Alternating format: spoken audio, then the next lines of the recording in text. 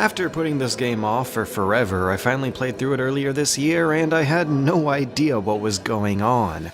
The dialogue in The Witcher 2 is extremely exposition heavy, and unlike the more ambiguous role-playing dialogue options you'd get in like Skyrim or Pillars, you are very much playing the role of a character whose character has already been written. Because this time, Geralt knows what he's doing. He's recovering his memory as the game goes on, so he's more of a Mary Sue now and less of a tutorial's amnesiac. Once Act 2 hits, he knows what's going on, even if the player doesn't. And once Act 2 hits, a lot is going on. My fond enough memories of the first game were prodding me into doing whatever I could to enjoy this sequel as much as possible, so after not knowing what this plot was doing at all, I decided to just go back and do them all from the beginning, and replay The Witchers.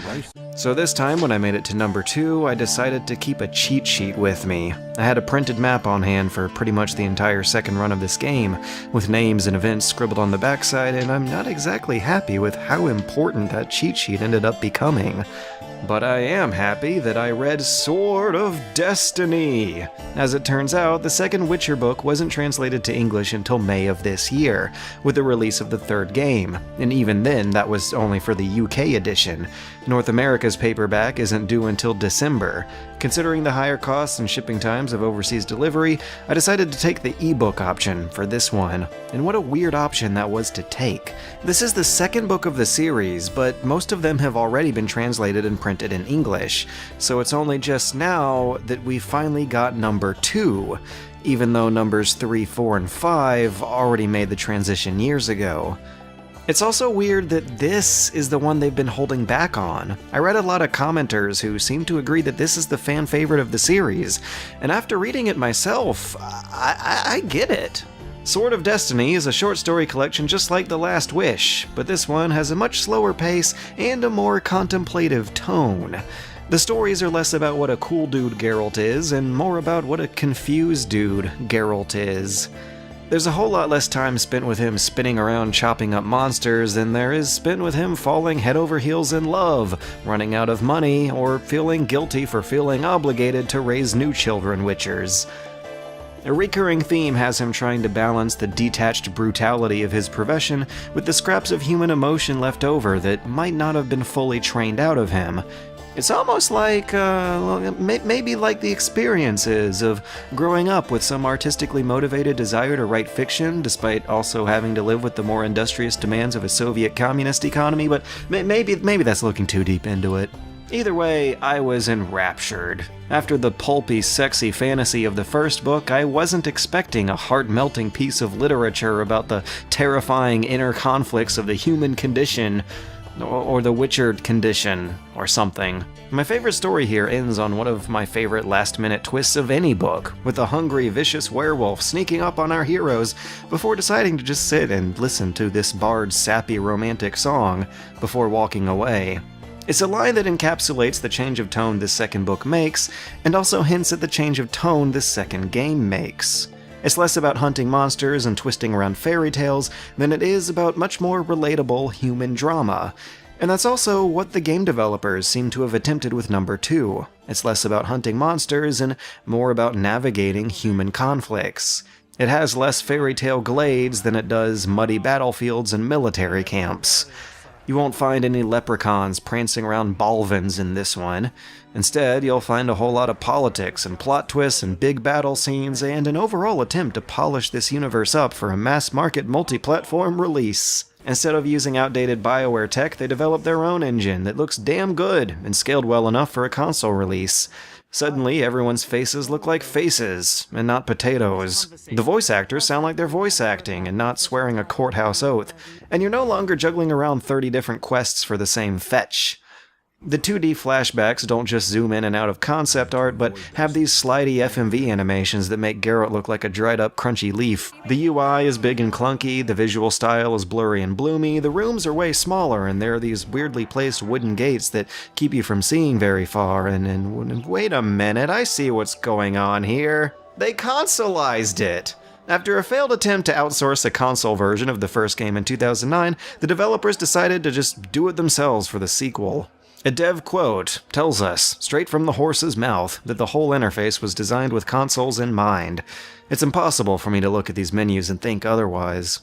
The grid inventory, the tooltips, the free cursor, and the hotbar of the original game's UI has been redesigned into slow, scale-form sub-menus that require multiple clicks to accomplish what took one click before. But now you have a few frames of input delay each time. The background has this goopy cell biology theme that doesn't exactly fit the style of the rest of the game. The first Witcher's interface was an eyesore, but it was way more functional than this one. Picking up an object off the ground used to be a point-and-click process. You could examine and use stuff in the same window you looted it out with. Now you have to fish it out from a list, reordering categories as you go. If you ever need to design an RPG interface, take note. It's way easier to imagine our hero stopping to take a break and flip through a notebook when you have papery sound effects and a referential background image, instead of abstract goopy sound effects and an abstract goopy background. Although I'm totally a Witcher guy, this just makes me really jealous that all those Dragon Age guys get to have their own PC interfaces every time they get a game, and that would be nice. Upon playing this game twice, I found that combat and movement now feels a whole lot better with the controller, but after making that switch, you have to go through the pause menu to access inventory and journals without hotkeys, and that becomes a nightmare of dead time adding up. And outside of those menus, they now have this game using a brawler-style control scheme, where they nixed away one of 3 attacks for a 2-attack plus block button hack-and-slash kind of layout. But despite the more action-gamey controls, it lacks action-gamey finesse and responsiveness. Connecting your sword to a bad guy's gut has less to do with your sword actually hitting them than it does to do with your camera being locked onto them, which is accomplished with this unwieldy combination of both your own placement and what you're vaguely looking at. This is the same way combat targeting was handled in the first game. It was just easier to handle because you could directly point and click on who you were attacking. Without having that cursor, the camera has to assume what you want to be targeting, and it's oftentimes wrong. When it is, you see all sorts of weird stuff happening. Your sword goes right through people, or people parry your blows in their standing animations. One straight-up numerical factor that could have made this combat so much more tolerable is the backstab bonus. Even though you have to target and lock onto enemies to attack, your camera and movement don't lock onto them. Unlike the targeting in Zelda or Demon Souls, you can't sidestep around enemies or backpedal. But without a shield or lots of crowd control options, your primary defense here is evasiveness. You have to roll around enemies and run away, and that's really the best way to stay alive, but you're also turning your back to enemies that get a 200% backstab bonus on you. Throw more than one enemy into the crowd, and suddenly you have fights where the majority of your health goes down within the first few frames. Thanks to that enormous backstab bonus and the weird collision detection, they just kind of have to wave their swords in the air in front of Geralt's backside, and then they're good to go. That's all they need. That's not great.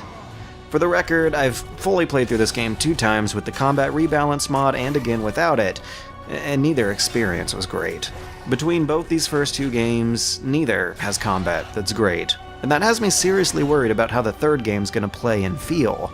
But the overall production of the second is a marked improvement over the first, even if a lot of The Witcher's more unique and charming ideas are played safer this time. There's still no lack of ambition for what it wants to do with its characters and its choices, though, like what it does with the Crenfid Reavers. In the book, these guys are horrible. They totally screw over Geralt and Yennefer, but if you didn't read it, you wouldn't know that. And neither does the amnesiac Geralt in the game. Shut your trap, Desperate! The Witcher don't remember. Waste of words to remind him. We're old mates, that's that. The lack of knowing that backstory is an experience shared by both the player and the character. The book readers have their opportunity to take revenge on these guys, but players without knowledge of them might be fooled. But then again, without them really harming our character in the here and now, does it really count as being fooled? Your decision on what to do with them comes back around hours later and determines whether the newest Crimson Reaver gets an opportunity to return your favor or not.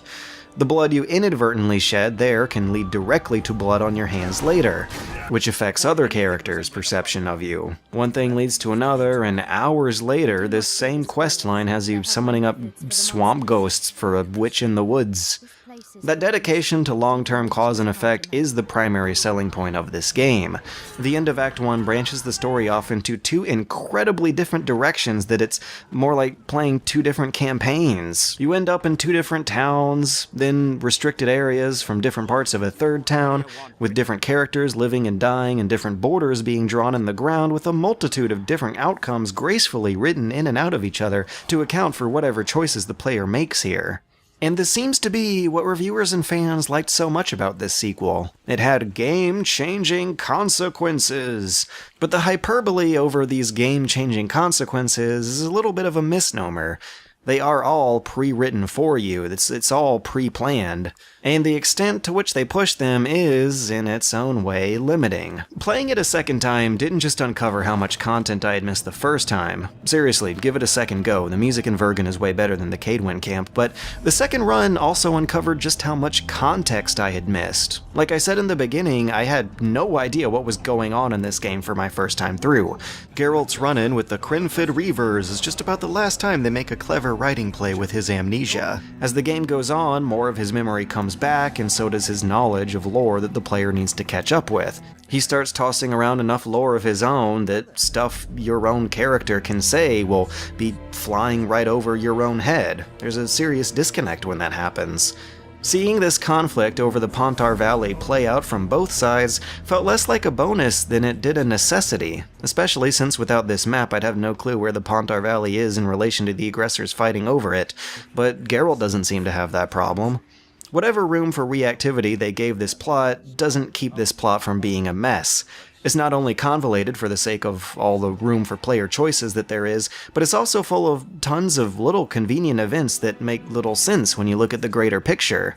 And this is where I have to spoil everything to explain myself.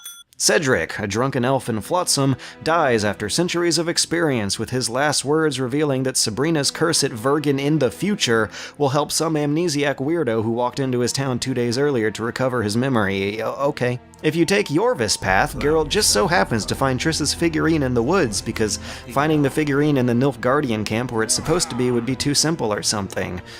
Roach looks like he dies on the bridge from the dragon, but he doesn't, and the only thing that really seems to change is that Geralt can say, "I thought you died" in the beginning. Mere seconds of this nameless priest appearing in a cutscene turns out to be the crux of a major subplot hours later when you've probably forgotten everything that happened. These are just a few of the countless, inconsequential little bumps in the road of this plot that you have to remember, or else a lot of lines make no sense. They don't add much to the plot, they're superfluous details that just left me confused that first time. And first impressions are pretty important. In Act 3, if you go after Triss, she acts surprised that you don't know about the Lodge. The Lodge of Sorceresses is a top-secret organization who might be behind all the craziness going on, except that it's not secret at all. It was talked about in the first game. Hell, it had its own journal entry in the first game. It's talked about in the second game before it becomes this grand reveal, and there is even a book about it being sold on the street in front of where captive Lodge members are being held. How do you know of the Lodge? I just do. Maybe he read about it in the tourist brochure. It's a messy, overly complicated, confusing, exposition-heavy story, and I can't really fault it for any of that. It zigzags its way back and forth, all over the place, because it's juggling the conflicting goals of our Witcher himself, just like in this book. His primary motivation would seem to be clearing his name and proving he's not the assassin of kings, but as the two branching stories go on, he ends up being implicated in crimes just as, if not more, sinister. And the occasional moments implicating him in those crimes can be very well written. A flea has bitten a lion. Soon enough, more pressing goals appear than proving Geralt's innocence. And in any other story where a clear villain would ground our hero's progress through the whole adventure, this story has a reluctant villain who's actually really good at talking his way out of villainy at the very end. Maybe because he's not much of a villain at all. Letho and Geralt find each other at their throats because of bad luck. Neither of them are really invested in their causes or even each other, and that's a really unique and kind of brave spin on the revenge fantasy. As Geralt chases after this rival, the rival doesn't turn around, twirl his mustache, and unleash a bunch of dastardly traps. He really doesn't want anything to do with Geralt. Geralt is actually 100% the aggressor here. Letho still considers him a friend and is confused and frustrated by Geralt's insistence on hounding him. Why do you hound me? They think I killed Foltest. It's your own fault for playing soldier boy. And then, once it's all said and done with, after they've both been through far worse, they have an opportunity to reconsider. Even after both playthroughs, I couldn't bring myself to fight this guy. The second book's shift of focus from fairy tale subversion to human drama comes with the second game's shift of focus to brutally complex pretend politics. The plot's a mess, a coherent but almost incomprehensible series of forgettable minor events that end up adding up to huge consequences on a huge stage we see very little of. I'm just thankful that we have some strong characterization, at least grounding it. And while I understand the appeal of a more mundane or unconventional fantasy story, and while I recognize the value that reviewers are going to place on a pretty technically competent, polished game that also features exhaustive reactivity, and while I empathize with the value of a multi-platform release, I'm not sure I like this one. And I still consider myself a big fan of these games. But even after replaying it, it's fascinating as hell, but the combat just doesn't feel like it can be mastered. 2 playthroughs on hard mode had me stuck at fights that felt like crapshoots of barely connecting backstabs.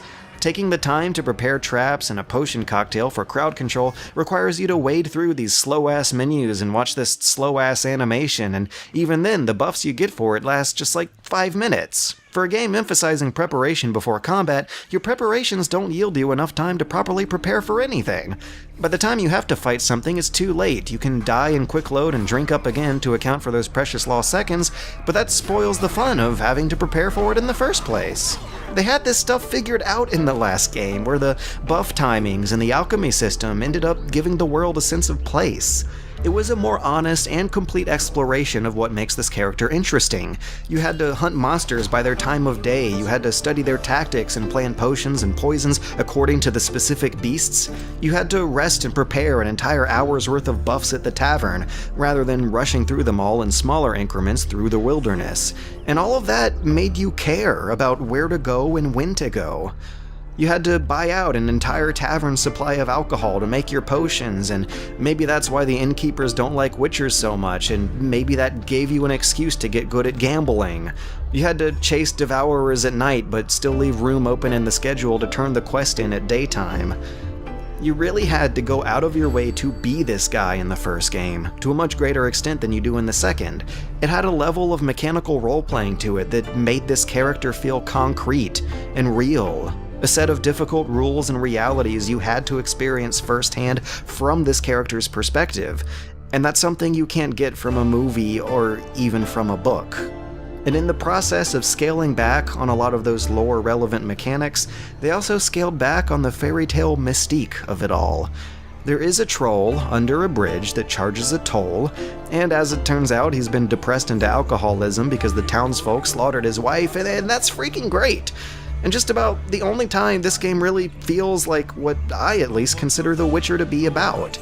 I don't know if the later books try this much politicking, but without having the charm of centuries-old fairy tales on its side, The Witcher 2 feels more like a cheaper version of Game of Thrones or a crasser version of Dragon Age than it feels like its own unique brand. It's not a bad game overall, but its edge is far more dull. It strays from the clever and inventive ideas that made the first game what I think is the better one. Even though it was a duct-taped together Frankenstein creature of barely working features, but I really wouldn't mind bringing that with me on a desert island, if I had to. So now I can only hope that the third game will make the best of both worlds.